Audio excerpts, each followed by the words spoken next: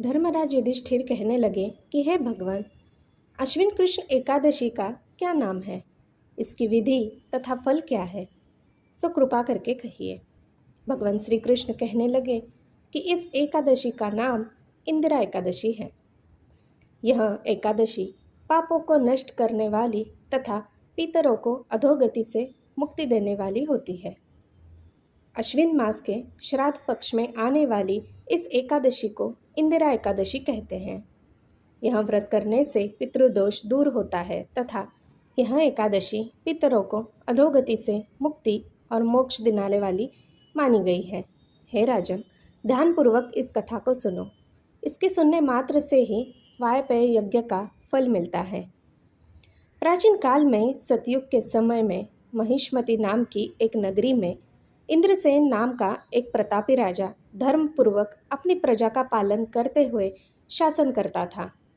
वह राजा पुत्र, पौत्र और धन आदि से संपन्न और विष्णु का परम भक्त था।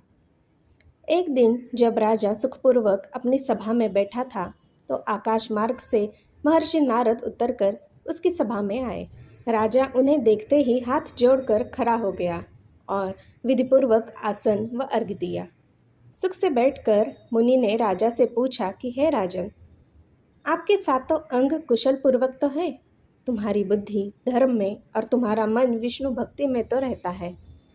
देवर्षि नारद की ऐसी बातें सुनकर राजा ने कहा, हे महर्षि, आपकी कृपा से मेरे राज्य में सब कुशल है तथा मेरे यहाँ यज्ञ कर्मादि सुकृत हो रहे हैं। आप कृपा करके अपने आगमन का कारण कहिए। तब ऋषि कहने लगे कि हे राजन, आप आश्चर्य देने वाले मेरे वचनों को सुनो। मैं एक समय ब्रह्मलोक से यमलोक गया। वहाँ श्रद्धापूर्वक यमराज से पूजित होकर मैंने धर्मशील और सत्यवान धर्मराज की प्रशंसा की। उसी यमराज की सभा में महान ज्ञानी और धर्मात्मा तुम्हारे पिता को एकादशी का व्रत भंग होने के कारण देखा।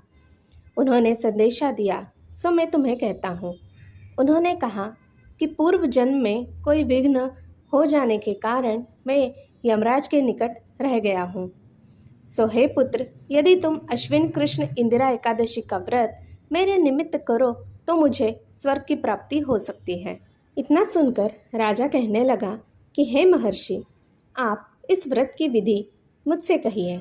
नारद जी कहने लगे, अश्विन माह की कृष्ण पक्ष की दशमी के दिन प्रातःकाल श्रद्धापूर्वक स्नानादि से निवृत्त होकर पुनः दोपहर को नदी आदि में जाकर स्नान करें। फिर श्रद्धापूर्वक पितरों का श्राद्ध करें और एक बार भोजन करें। प्रातःकाल होने पर एकादशी के दिन दातुन आदि करके स्नान करें। फिर व्रत के नियमों को भक्तिपूर्वक ग्रहण करते हुए प्रतिज्ञा करें कि मैं आज संपूर्ण भोगों को त्याग कर निराहार एकादशी का व्रत करूँगा। हे अच्युत, हे पुंडरीकाक्ष, मैं आपकी शरण हूँ, आप मेरी रक्षा कीजिए। इस प्रकार नियम पूर्वक शालिग्राम की मूर्ति के आगे विधिपूर्वक श्राद्ध करके योग्य ब्राह्मणों को फलाहार का भोजन कराएं और दक्षिणा दें। पितरों के श्राद्ध से जो बच जाए उसको सूंघ कर गौ को दे तथा धूप, दीप, गंध, पुष्प, नैवेद्य आदि सब सामग्री से ऋषिकेश भगवान का पूजन करे। रात में भगवान के निकट जागरण करे। इसके पश्चात द्वादशी के दिन प्रातःकाल होने पर भगवान का पूजन करके ब्राह्मणों को भोजन कराए। भाई बंधुओं, स्त्री और पुत्र सहित आप भी मौन होकर भोजन करें। नारद जी कहने लगे कि हे राजन, इस विधि से यदि तुम आलस्य रहित होकर इस एकादशी का व्रत करोगे तो तुम्हारे पिता अवश्य ही स्वर्गलोक को जाएंगे। इतना कहकर नारद जी अंतर्ध्यान हो गए। नारद जी के कथनानुसार राजा द्वारा अपने बांधवों तथा दासों सहित व्रत करने से आकाश से पुष्प वर्षा हुई और उस राजा का पिता गरुड़ पर चढ़कर विष्णुलोक को गया। राजा इंद्रसेन भी एकादशी के व्रत के प्रभाव से निष्कंटक राज्य करके अंत में अपने पुत्र को सिंहासन पर बैठाकर स्वर्गलोक को गया। हे युधिष्ठिर, यह इंदिरा एकादशी के व्रत का महात्म्य मैंने तुमसे कहा। इसके पढ़ने और सुनने से मनुष्य सब पापों से छूट जाते हैं और सब प्रकार के भोगों को भोग कर वैकुंठ को प्राप्त होते हैं। इतना ही नहीं, इस व्रत से पितृदोष दूर होता है तथा पितृदोष से भी मुक्ति भी मिलती है और पितरों को मोक्ष की प्राप्ति होती है।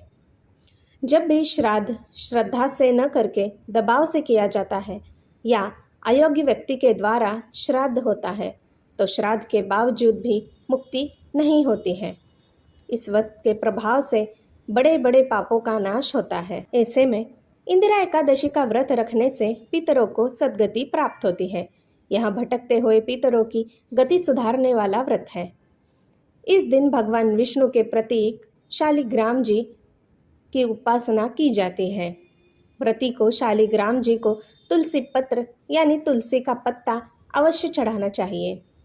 शास्त्रों और वैष्णव के अनुसार ऐसा माना जाता है कि एकादशी भगवान विष्णु को बहुत प्रिय है। एकादशी का व्रत करने से विष्णु शीघ्र ही प्रसन्न होते हैं। इस साल यह व्रत 28 सितंबर शनिवार को है। एकादशी व्रत की विधि: यह व्रत दशमी अर्थात एकादशी से एक रात पहले आरंभ हो जाता है। दशमी की रात को भोजन नहीं किया जाता है। फिर एकादशी के पूरा दिन अन्न नहीं खाना चाहिए। व्रत को निराहार या फलाहार लेकर करें। इस दिन सुबह जल्दी उठकर स्नान आदि कर व्यक्ति को पूर्ण रूप से स्वच्छ होना चाहिए। सूर्य देव को अर्घ्य दें।